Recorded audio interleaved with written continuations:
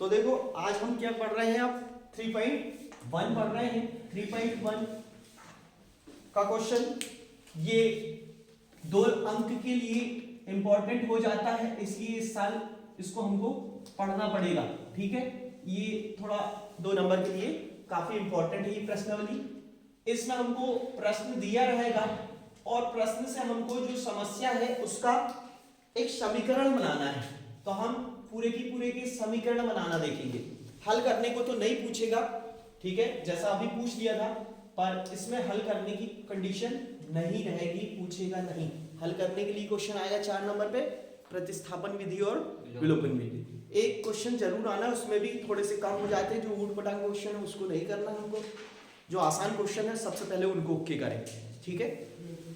तो यहां पर देखो, आफताब अपनी पुत्री से कहता है, ठीक है, तो यानी कि आफताब है और उसकी पुत्री है, 2 लोग हैं। तो सबसे पहले हमको क्या करना है, मान लेना है, माना कि पहले तो आफताब ले लेंगे, आफताब की वर्तमान है। अब यहां पर देखेंगे वर्तमान शब्द का 3 वर्ष बाद का भी बोला है, पर वर्तमान तो लेना पड़ेगा हमको कि वर्तमान आयु, इसकी वर्तमान आयु को हम x वर्ष ले लें, फिर तथा उसकी पुत्री की आयु, पुत्री की वर्तमान आयु, ये हो जाएगी y वर्ष। कई बार तुम लोग सोचते रहते हो भाई किसको x मानूं किसको y, जो पहले आ रहा है उसको x मान दिए, दूसरे वाले को y हमेशा माने। तो हमको हमेशा जो हमारे हल करने की मेथड है वो एक से ऐसी मिलेगी, कभी किसी को x मानते हो कभी किसी को x, ये दिमाग में चलते रहता है तुम्हारे। सर ने इसको माने थे x, इसको पहले जो आया सर ने उसी को माने x, ये सोच के चलो कि सर ऐसे ही करवा रहे हैं, ठीक है। तो हमको पहले वाले को पहला और दूसरे वाले को दूसरा। 3 अध्याय का क्वेश्चन है तो x और y दोनों आएगा। 4 अध्याय में इस टाइप के क्वेश्चन आएंगे तो सिर्फ x चलेगा, वर्ग समीकरण बनता है उसमें, ठीक है। तो अब इसके बाद में 7 वर्ष पूर्व और 7 वर्ष पूर्व बोल रहा है और 3 वर्ष बाद, तो हम 2 समीकरण बनाना है। मैं दोनों साइड बनाऊंगा 2 समीकरण। तो यहां पर लिखेंगे हम 7 वर्ष पूर्व, प्रथम शर्त बोल रहा है वो, प्रथम शर्तानुसार, पहली शर्त 7 वर्ष पूर्व के लिए, दूसरी शर्त, द्वितीय शर्त दूसरी साइड में ले लें, द्वितीय शर्तानुसार। अगर नहीं बनता तो बिल्कुल ऐसे ही लाइन खींच के कर देना, कोई दिक्कत नहीं है। क्वेश्चन गणित में हल होना चाहिए, भले को हमारे लिखने का क्या तरीका, पर सुंदर तरीका रहना चाहिए, ठीक है। अब यहां पर 3 वर्ष बाद बोला है, तो ये दोनों कंडीशन पे 2 समीकरण तैयार करेंगे हम। तो पहला समीकरण हमारा होता है 7 वर्ष पूर्व, तो दोनों को 7 वर्ष पूर्व ले जाएंगे। पूर्व ले जाने में हमेशा आयु कम हो जाती है, जैसे अगर किसी को समझ नहीं आ रहा है, पूर्व में माइनस करेंगे प्लस। सबसे पहले खुद की आयु बोले कि भाई मेरी आयु आज 16 वर्ष की है, 7 वर्ष पूर्व कितनी होगी, 9। माइनस करे तुमने तो यहां भी x में माइनस करना पड़ेगा। तो यहां पर हमने 7 वर्ष पूर्व के लिए ये 7 वर्ष, एक तरफ 1 होगा और बराबर के दूसरे तरफ दूसरा होगा, तो साथ में उसकी पुत्री है, तो जब पिता 7 वर्ष पूर्व जा रहा है पुत्री को भी ले जाना पड़ेगा। y-7, ठीक है, दोनों को दोनों तरफ खड़े किए। अब हम हमारी कंडीशन समझेंगे। 7 वर्ष पूर्व मैं तुमसे, मैं यानी कि आफताब कह रहा है, क्योंकि तो मैं कौन है, आफताब है ना, ठीक है, तुमसे 7 गुनी आयु का था। तो यहां पर इसने बोला कि मैं तुमसे 7 गुनी, तुमसे 7 गुनी, जहां गुनी बोला वहीं पर गुना करेंगे, ये हमारा पैटर्न रहना चाहिए, कभी गलत नहीं होगा। फिर हम इसको मल्टीप्लाई कर दें और सबको एक साइड लेके जाएं, यह समीकरण बना लें। x-7, 7 को इधर साइड ले जा सकते हैं चाहे तो, पहले तो मल्टीप्लाई कर लें, 7×7 49 हो जाएगा, ठीक। फिर x और y को इस साइड ले आए तो ये माइनस का 7y, इसको इधर लेके जाना है तो ये हो गया, मान के चले 7-49, बड़ी संख्या छोटी से बड़ी संख्या घटती है, मान के चलो मेरे पास 7 रुपए है और मेरी उधारी 49 रुपीस की है, तो मेरी क्या बचेगी भाई, उधारी बचेगी, तो यहाँ पर से 7 कम कर देना है, तो यहाँ पर हो जाएगा 41। सर 42 आएगा। 42 आएगा, Yes. चलो ठीक, यहाँ पर 42 हो जाएगा, है ना। ठीक, ये समीकरण आ गया हमारा 1 नंबर।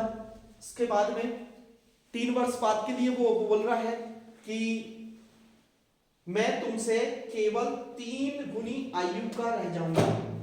कितने वर्ष बाद? 3 वर्ष बाद। 3 वर्ष बाद अपनी आयु क्या रहेगी भाई? प्लस होके रहेगी, तो 3 वर्ष इसमें भी जोड़े, 3 वर्ष उसकी पुत्री की आयु में भी जोड़ दी। ठीक, मैं तुमसे कितने गुना रह जाऊंगा? 3 गुना रह जाऊंगा। इससे 3 गुना रहने की बात कर रहा है, जहां गुना बोला वहां गुना किए और बीच में बराबर लगा दिए।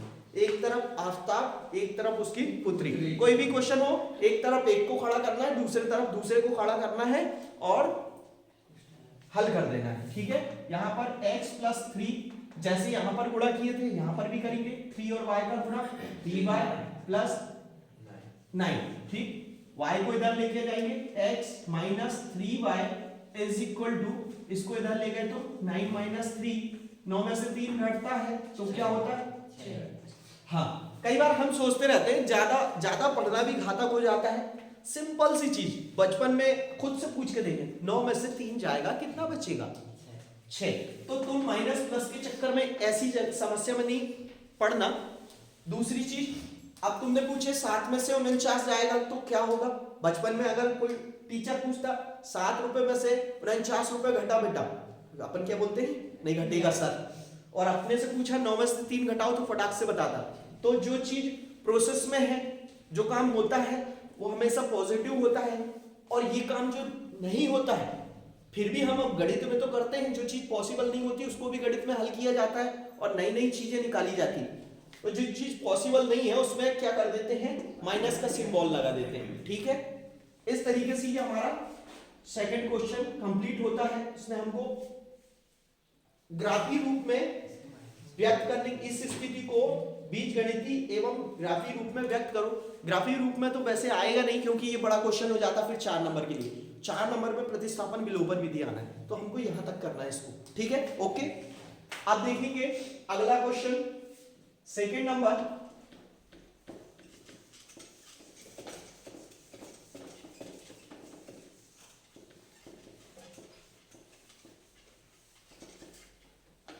एक क्रिकेट टीम के एक कोच ने ₹3,900 में 3 बल्ले और 6 गेंद है। तो बल्ले और गेंद है, बल्ले की कीमत को हम क्या मान लेंगे? x, और गेंद की कीमत को y। माना कि जो पहले आया बल्ले की का मूल्य बोला तो मूल्य लिखेंगे, बल्ले का मूल्य बराबर x, और ये इसकी यूनिट जरूर लिखना है, इकाई रुपए में रहता है, मूल्य हमेशा रुपए में, तथा गेंद की कीमत, गेंद का मूल्य कितना हो जाएगा? रुपए y हो जाएगा। इस तरीके से लिखना है। फिर प्रथम शर्त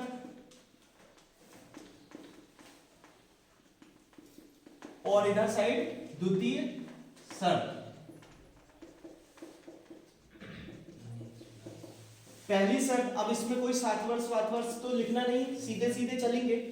उनने बोला जो बल्लों की संख्या है उसमें जैसे 3 बल्ले लेना है तो जितने रुपए कीमत का रहेगा उसमें मल्टीप्लाई करेंगे, फिर गेंद जितनी लेना है उसमें मल्टीप्लाई करेंगे और दोनों को जोड़ेंगे। जब टोटल रुपीस निकलते हैं हमारे, जैसे हम हिसाब करेंगे तो दोनों की कीमत पूछे, उनमें गुणा किए, दोनों को प्लस किए, तो गेंद की जगह में अब हम क्या, बल्ले की जगह में x लिखेंगे, गेंद की जगह में y और बाकी जगह में तथा, और बराबर करके रुपए। तो यहां पर क्वेश्चन में जैसे बोला है बिल्कुल सिंपल तरीके से लिखना है, बस ये शब्दों के साथ 3 बल्ले तथा की जगह में प्लस 6 गेंदें बराबर रुपए कितने? 3900। ये हो गया एक समीकरण हमारा फर्स्ट नंबर का, इसको कुछ नहीं करना। फिर आगे बढ़े, क्या है? उसने एक और बल्ला, एक बल्ला, एक को लिखना नहीं पड़ता, तथा उसी प्रकार की 3 गेंदें कितने रुपए में खरीदे? 1300 रुपए 1300 में। ये इस तरीके से हमारा ये समीकरण भी कंप्लीट हो जाता है। ये सेकंड नंबर का समीकरण। लास्ट क्वेश्चन रह गया, उसको भी कंप्लीट करेंगे। अब यहां पर सेब और अंगूर आ गए, तो माना कि सेब का मूल्य और अंगूर बोल रहा है तो अंगूर का मूल्य ये एक्स और वाई मान ली। अब फिर से वैसी तथा की जगह में प्लस, टोटल रुपीस के पहले में बराबर, तो कितने 2 किलो 2। अब देखो मूल्य तो रुपए में रहेगा, 2 किलो खरीद रहा है तो 2, और क्या खरीदा उसने, सेब खरीदा तो x, फिर क्या खरीदा 1 किलो अंगूर तो 1 और y का गुणा y। रुपए कितने आ गए इसके 160। यहां पर देखेंगे अगला, इसमें 4 किलो क्या है सेब है और अंगूर 2 किलो है, ये 2 किलो हो गए, दोनों का मल्टीप्लाई करके बीच में प्लस लगा के और रुपए काउंट कर दिए, ये कितने आ गए 300। अरे बेटा देख के बोला करो, है ना, गलतियां यही होती हैं। ठीक है, इस प्रकार से हम इसको कंप्लीट करेंगे और कल आगे का ओके करके आएंगे। ठीक है।